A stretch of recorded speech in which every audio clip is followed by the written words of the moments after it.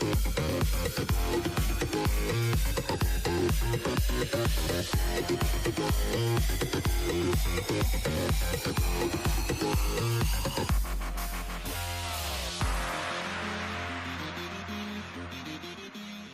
right, everybody, welcome to Dash Digital Cash Brazil. My name is Rod. I'm here at Hoshocon 2018 in Las Vegas, and of course, I'm going to be interviewing for the second time Tracy Mayer, the one and only. Welcome. How are you? Yeah, great to be here. All right, so I talked to you before at LabitConf in Colombia last December. A lot of things happened. We had a bull market from $6,000 per Bitcoin to $12,000 to $19,000.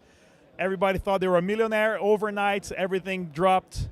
But yet, the past 9 months, the cryptocurrency community never worked so much, more than before. And I'm talking about developers, content creators, business, ICOs. How do you explain this? The price drop on the entire ecosystem, but people are working more and more and more. Is this a sign of faith that they still really believe in crypto?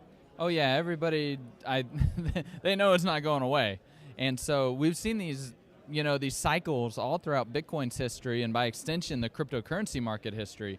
Whether it was 25 cents to $30, down to $2, up to 266, down to 60, up to 1,300, down to 190, up to 19,000. It's just phenomenal. And every time these cycles happen, everybody gets flush with cash. They're able to build businesses, they're able to get to work, and then they lay the foundation for the next cycle to happen. And so, this is just how it goes. Let's talk a little bit about CBOE and future contracts for Bitcoin, because a lot of people think that ever since those future contracts were implemented, this was a way that they kind of predicted the future, or they said they could predict the price of the Bitcoin, and since that, the price didn't go up. The other way around, just went down. Is there a direct relation to this, or is just internet talk? Yeah, so when we're dealing with these paper markets, cash settled CBOE or CME futures, I don't really think that the volumes there are very small compared to the global volumes on the other Bitcoin exchanges. So I don't think it has a huge impact on the price. There's just not enough trading that's happening there yet. All right, the past couple months, Dash hit the all-time high for masternode counts, over 4,900, reaching almost 5,000. If not, I think it reached 5,000 masternodes. So a lot of people are purchasing 1,000 Dashes at once to actually be able to set up a masternode. And those counts are not coming from a normal exchange. There's a lot of OTC happen. Why does the OTC market does not influence on the price of crypto if there's a lot of big purchase happening? Well, any demand that's going through OTC desks will filter through the price one way or the other. Just because it's not a market order on an exchange, that could disrupt stuff. But, I was just meeting with our Kraken OTC team. A year ago, we had one guy. Now we have 9. So business is good. Business is great,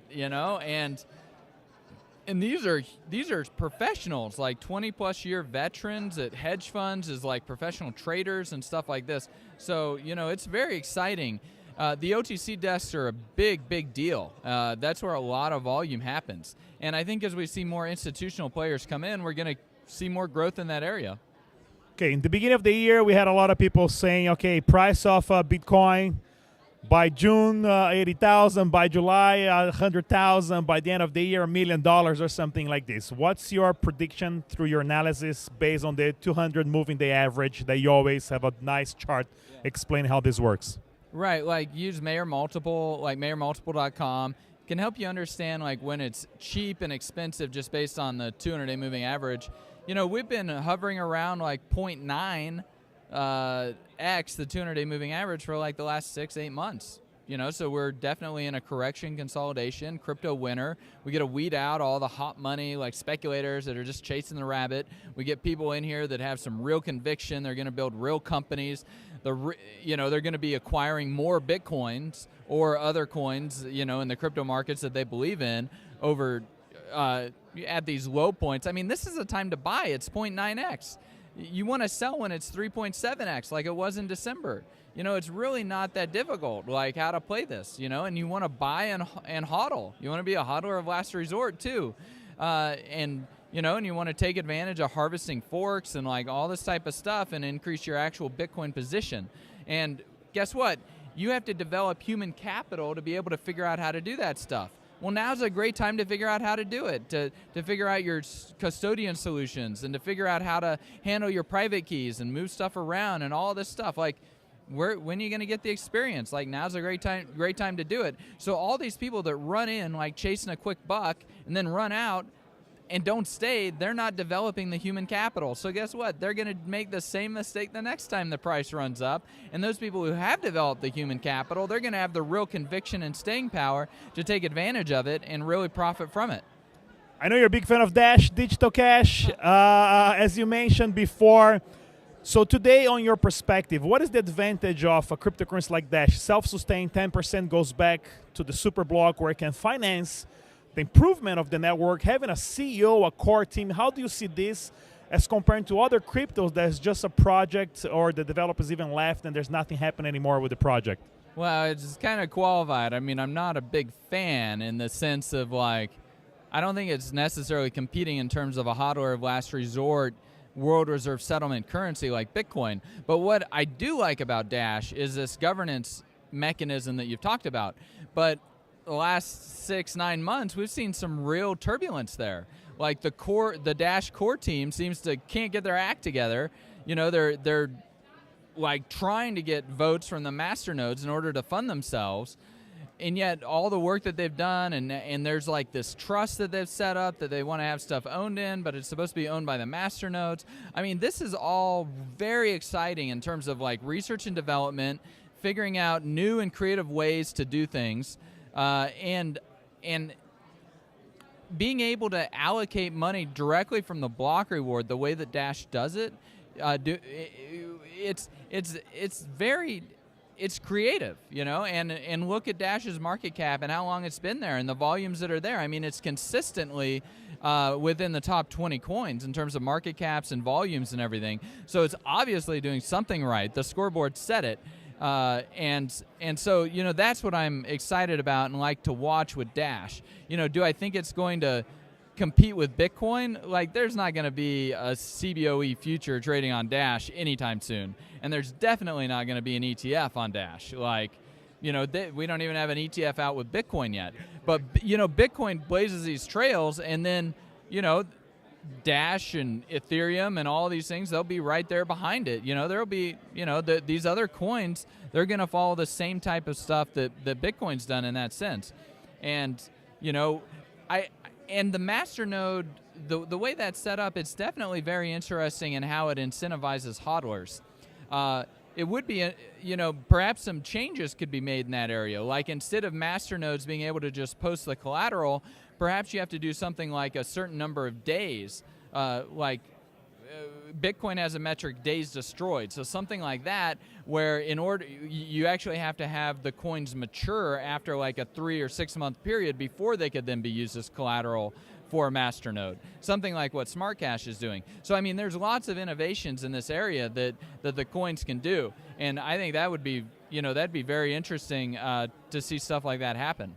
There's a lot of things happening in the protocol wars, as we can tell. And what's up for you now? What are you working on that you want to mention to the community? Oh, I mean, I like staying up to date on just all the technical stuff that's going on. I'm very excited about Lightning Network. I love like watching everything going on with Dash because, everybody complains about Bitcoin's governance system. Well, like, what's the alternative? So you let's go watch how Dash is like governing. And there's actually a decent Bitcoin Cash. Oh, I mean, that's even more fun, right? Like, it's been fun lately to read the news about Bitcoin Cash. I have to admit that, yeah. I mean, you want to watch the real circus, like you go watch Bitcoin Cash. But no, I mean, watching how Dash is like handling all of these governance issues and like, the masternode owners like voting no to fund like the Dash core team, or the proposals just barely passing. I mean, this is very interesting. I mean, what would happen if the Dash core team didn't get their funding? The same for me. I mean, I can be replaced at any time. If the network thinks my work, there's no more value to Dash, they simply won't vote on my proposal, and then that's it. That's it for me. Yeah, and you know, so having the master nodes doing this, it helps. You know, it helps the hodlers kind of the Dash hodlers like determine what projects they want to, you know, incentivize and what ones they don't, and like what better way to vote than with your money, right? Like, so I like that aspect of it. You know, people actually get to vote with the money because the hodlers are getting inflated away.